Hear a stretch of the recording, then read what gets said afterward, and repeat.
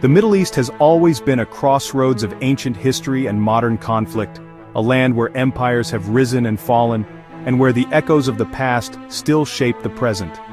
From the bustling markets of ancient cities to the silent stones of forgotten ruins, this region has witnessed the birth of civilizations and the clash of cultures for thousands of years.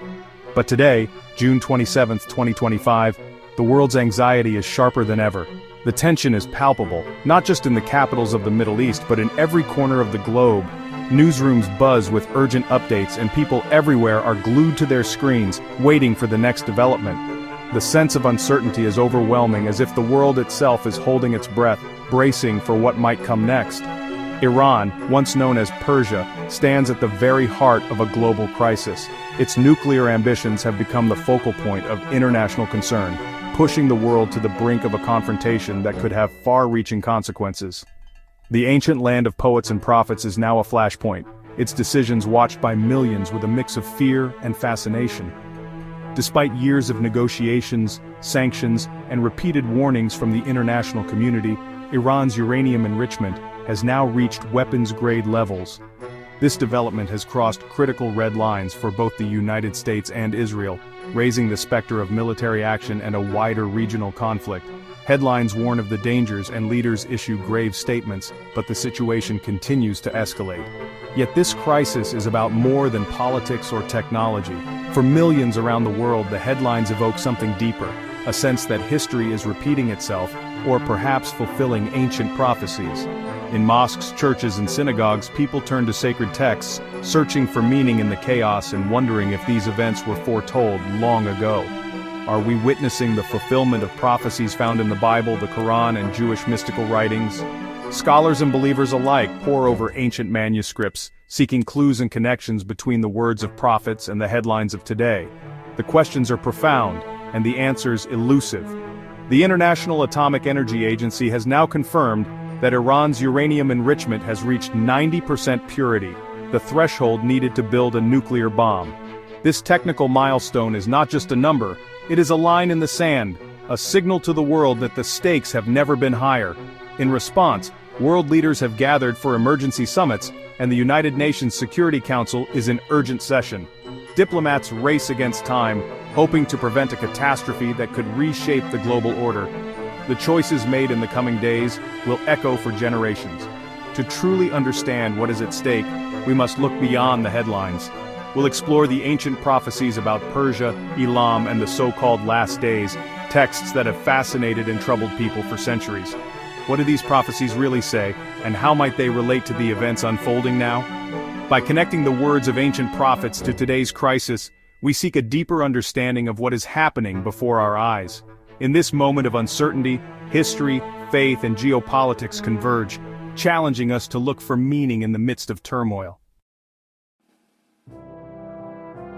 In the early hours of mid-June 2025, the world was jolted awake by the thunderous news of Operation Midnight Hammer, a meticulously coordinated joint US-Israeli strike targeting Iran's most heavily fortified nuclear sites at Fordow, Natanz, and Isfahan. The operation, shrouded in secrecy until the very last moment, unfolded with breathtaking speed and precision, catching much of the world, and Iran, off guard. For years, intelligence agencies and world leaders had debated the risks and consequences of such a move, but as dawn broke, it was clear that the decision had finally been made. The debate was over. In a matter of hours, bunker-busting bombs and precision-guided cruise missiles rained down on Iran's atomic infrastructure. The world watched in awe and apprehension as footage of massive ordnance penetrators being loaded onto stealth bombers flashed across news screens. The operation was a display of overwhelming force designed to send a message not just to Tehran, but to the entire region. The stated goal was clear: to cripple Iran's nuclear program and deliver an unmistakable warning to the Iranian leadership. At press conferences in Washington and Tel Aviv, military officials spoke of the necessity and urgency of the strike, while in Tehran, the city braced for what might come next. In the aftermath, satellite images revealed the extent of the devastation. The nuclear facilities at Natanz and Fordow were left in ruins, their once imposing structures reduced to smoldering debris. Remarkably, civilian neighborhoods near the industrial sites appeared untouched, a testament to the operation's careful planning and the use of advanced targeting technology. Yet, as intelligence analysts pored over the latest data, a sobering truth emerged. Despite the scale of the attack, Iran's nuclear program had only been set back by a matter of months. The resilience and adaptability of the Iranian nuclear effort became apparent, as did the limitations of even the most sophisticated military strikes. Much of Iran's enriched uranium stockpile and critical components had been quietly moved to secret underground locations in the days and weeks leading up to the strike. Convoys of trucks operating under the cover of darkness had transported vital materials to facilities that remained hidden from prying eyes and satellite surveillance. The visible destruction was undeniable, but the underlying nuclear threat persisted. Security forces patrolled the ruins, and headlines around the world warned that the danger had not been eliminated, only delayed. Operation Midnight Hammer was, in many ways, a partial success. It demonstrated the reach and resolve of the US and Israel, shaking the global order and forcing world leaders into emergency meetings. The United Nations Security Council convened in an urgent session as the world grappled with the new reality. Across the Middle East, protests erupted and anxious crowds gathered around televisions, watching the breaking news unfold. Military vehicles rolled through city streets, and governments across the region went on high alert, fearing retaliation or escalation. The world now faced a more unpredictable and urgent threat than ever before. The clock had been reset, but the crisis was far from over, and the next move remained uncertain. To grasp the prophetic weight of these events, we turn to Jeremiah's ancient words about Elam, now southwestern Iran. Jeremiah prophesied the shattering of Elam's military might and the scattering of its people. Elam's territory includes Bushehr, home to Iran's first nuclear plant, a striking link between prophecy and today's headlines. The prophecy foretells not just military defeat, but the overthrow of rulers and a scattering of the population. For many, this feels like a divine warning about Iran's current regime and nuclear ambitions. Jeremiah's words resonate now more than ever, suggesting a larger plan at work. The idea of divine intervention in Iran's fate gives hope to some and chills to others. Is today's crisis the fulfillment of an ancient promise? Jeremiah's prophecy describes a disaster scattering Elam's people to the four winds, language some interpret as a vision of nuclear catastrophe. In ancient terms, a scorching wind could mean radioactive fallout, making land uninhabitable and creating a refugee crisis.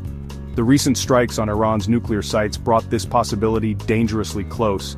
Thankfully, no radiological leaks occurred, but the risk remains. Jeremiah's prophecy ends with hope. In the latter days I will restore the fortunes of Elam. Even amid warnings of destruction, there's a promise of restoration. For believers, this means redemption is possible, even after disaster. The threat of nuclear catastrophe is real, but so is the hope for healing. The ancient prophecy offers both a warning and a promise.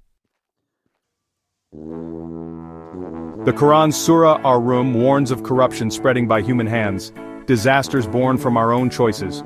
Corruption has appeared throughout the land and sea by reason of what the hands of people have earned. Many see this as a warning about environmental destruction and nuclear peril. Nuclear weapons are the ultimate man-made corruption, a result of arrogance and turning from divine guidance.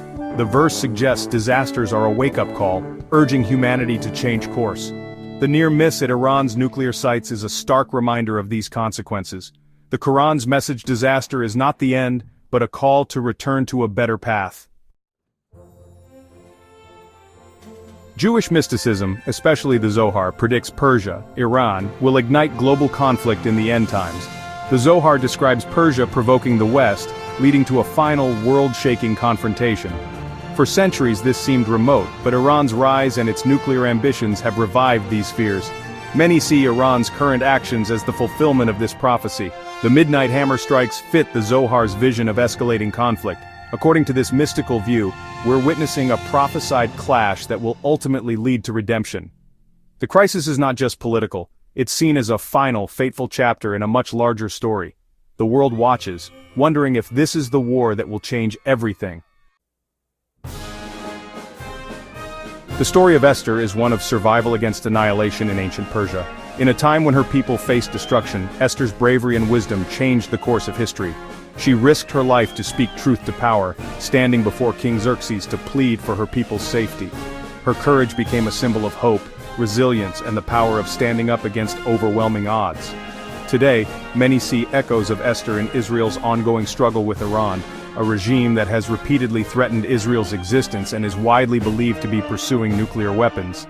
The tension between these two nations is not just political but deeply existential for many Israelis, who see themselves as once again facing a threat to their very survival. The shadow of history looms large, and the lessons of the past are never far from mind. The Midnight Hammer Strike, a bold and controversial preemptive action, is viewed by some as a modern-day defense against a new Haman, a figure bent on destruction. For Israel, such operations are not just military maneuvers, but acts of self-preservation, echoing the desperate measures taken in ancient times to ensure the survival of a people. Just as Esther's courage saved her people from annihilation, Israel's preemptive action is seen by many as a necessary fight for survival. The weight of responsibility is heavy, and the stakes are nothing less than the future of a nation. Soldiers prepare, civilians wait anxiously, and the memory of Esther's bravery inspires hope in the face of uncertainty. The parallel between Esther's story and today's events offers hope, a reminder that history shows the Jewish people overcoming threats with faith, unity, and resilience. Through centuries of adversity, the Jewish community has drawn strength from its traditions and stories, finding ways to persevere even in the darkest times. The festival of Purim celebrates this ancient deliverance with joyous gatherings, costumes, and the reading of the Megillat Esther. For many, today's crisis feels like another chapter in that ongoing story, a test of faith and determination, and a call to remember the power of unity and courage. Even in the face of existential danger, the belief endures that divine providence is at work. Prayers are whispered, candles are lit, and hope is kindled anew with each sunrise over Jerusalem. The spirit of Esther lives on in those who refuse to give in to fear. The struggle continues, but so does hope. As history unfolds, the legacy of Esther reminds us that courage, faith, and unity can light the way through even the darkest of times. Despite the dramatic strikes, Iran's nuclear threat persists. Intelligence suggests Iran's program is dispersed across secret, deeply buried sites untouched by Midnight Hammer. Much of the enriched uranium and expertise was likely moved before the attack. US and Israeli assessments differ, but no one knows how much of Iran's program survived. Iran's resilience and determination mean the nuclear quest continues. The world cannot relax. The danger is far from over. The risk of wider war remains high, with Iran's proxies ready to retaliate. The nuclear clock is still ticking. Midnight Hammer was just one chapter in a long, dangerous saga. The region and the world remain on edge. As the world faces this crisis, fear and uncertainty are natural, but so is hope. Ancient prophecies and modern events converge, but the message is clear: the future is not set in stone. Jeremiah, the Quran, and the Zohar all end with hope for restoration and redemption. Let us pray for wisdom, peace, and the safety of all in the region. May leaders choose dialogue over destruction, and may the specter of nuclear war be lifted. This is a time for reflection, conversation, and action. Study, discuss, and share these insights. Be part of a community seeking peace. Together, let's hope for a safer, more peaceful future for all.